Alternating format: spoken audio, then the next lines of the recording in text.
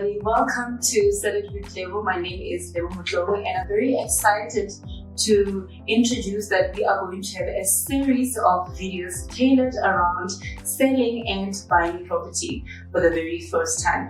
But today we are focusing on a much more specific topic, and that is, how do I get finance to buy property? Now, I'm sure you will agree with me, but not all of us have finance or savings somewhere to just take and buy a property. We need somebody else's money. And who's that somebody else if it's not the banks? So today we've got just the person that is going to assist us on that. And a lot of people don't actually know, but you don't even have to always go to the bank and ask for finance. There's literally some of these entities that are tailored to assist you to get finance in order to buy your very first home. They can literally negotiate for you, apply on your behalf with all different major banks in South Africa. And today I would just like to welcome Stephanie from Better Bond. Thank you very much for coming. And Stephanie, before we even go into it, I just want to mention that I've noticed in the time that I've been in this industry that not many people know that they can literally have assistance into getting finance. And I've also noticed that there is a lot of people that can actually afford to buy, but either they're not ready to make the decision, and also I've also noticed that there is a number of people, especially the first-time buyers, who don't even know where to start when it comes to buying property and getting finance.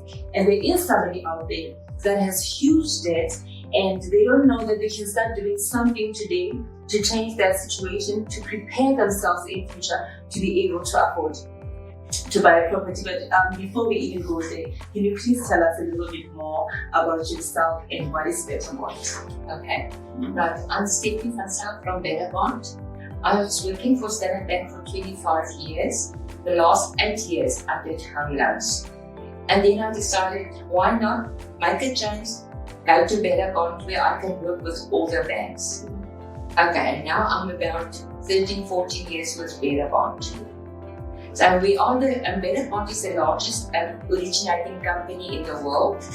And yeah, we negotiate for the people, we get all the info, we work through the application, and we get them the best deal. I like the best deal part, because I think that's the thing. I think I'm very passionate, especially with people that are doing this for the very first time, because I think it can be a very daunting and a very overwhelming experience for them. And understanding that you're getting them a better deal, obviously that's very exciting. But now that I know what Better Bond is, tell me, what are those few documents that I need to start maybe acquiring in order for me to get my bond? Okay. First, you must get your ID, your pay slips, and 3 calendar months bank statements up to date. If the gross income differs with overtime or anything else, we need 6 months pay slips. Okay, so that means if you've got overtime, needs, okay. If you only get the salary and housing allowance, then 3 pay slips. Otherwise, as soon as the gross income, that's now before deductions, differs, the banks require 6 months pay slips. Okay. And does that work on your advantage that you have proof that you have overtime at work? Yeah, the banks normally work at 60% of the overtime. All the extra income, they work on a different percentage of that. Okay. That's why we have to get it, and that will help you. The more your income, the better you will get the deal. That's true. Okay, so another thing I've noticed now, not everybody understands that there is a difference between pre-approval and pre-qualification. Is there a difference? And if there is a difference, what is the fine line between being pre-approved and pre-qualified? Okay. When we did the pre-approval, that's on affordability. Because sometimes the banks pick up some info inside that we can't see. So we work it out on affordability. So that's why we have to get all the payslips and the bank statements. We work through all of them. And on affordability, I can tell the client. And then it depends on the banks. It depends on the banks. So are you saying that pre-approval is when we look at affordability? Affordability. And pre-qualification? That's the same. It's the same. Yeah, So there is a difference. So when I say I'm going out to pre-qualify, I'm looking if I can be pre-approved to buy. How much can I afford to buy a house? How much of a property can I afford to buy? That's basically what it means.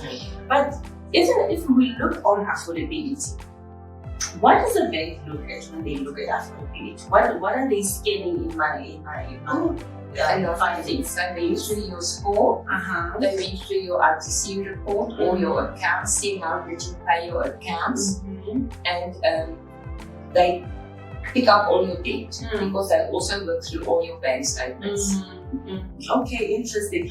So now I know that I'm pre-qualified. I know that I can afford to buy a home. The obvious step is to look for a real estate agent. And here I come, I see this beautiful home and I fall in love with it the first sight. And obviously after that, now that I've loved it, I send an offer. I have to go back to the board originator. How long is it going to take for me to get a response from a bank after I've applied? Normally after we submit it, in approximately a week, and then we get answers. Interesting. Sometimes it takes a little bit longer. It depends on the bank's criteria. So a week. A week. We can nice. That's actually very quick. And if we get a final from 2 banks, so for instance, you bank with FNB, we try to keep it at FNB. That's why then we start negotiating. Okay. So meaning if I bank with FNB, the chances are that you're going to negotiate better for me on my behalf with FNB because I already banked. So that's why we don't want the clients to wait from one bank to another. We do it once. Wow. But I think it's very interesting that you bring that point out. What is the disadvantage if I, as a client, as a buyer, as a first-time purchaser, go straight to the bank and you doing it on my behalf? What is the advantage of instead of you doing it instead of me doing it for myself? Okay, when you go directly to your bank, that's one bank. And normally your own bank doesn't give you the best deal because they know you are with them. I'm going to all the banks and then I start negotiating for you. Interesting, that's really awesome. So I think another great question after that, now that I've applied, I know my affordability and the 2 weeks and the bank decides to give me the money. Do I still need a bond originator after I've been approved by the banks? Do I still need if you want to get a second bond in your property or you want to buy another property, interesting. They are always there. And then tell me, Stephanie, is it true that there is an advantage for me as a first-time buyer when to get a home loan than it is for maybe a person buying for the second time? And if that is so, why is it that way?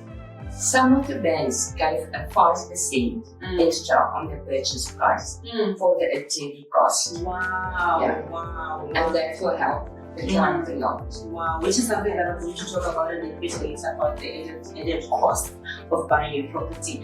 Now, Steph, in fact, let's talk about it now. I've noticed with many first-time buyers, they are not aware that when you are buying a property, you have to get insurance for it, isn't it? And you need to pay initiation fee, isn't it? And also, I believe that you also have to pay bond costs, which is the attorney fees that you're referring to.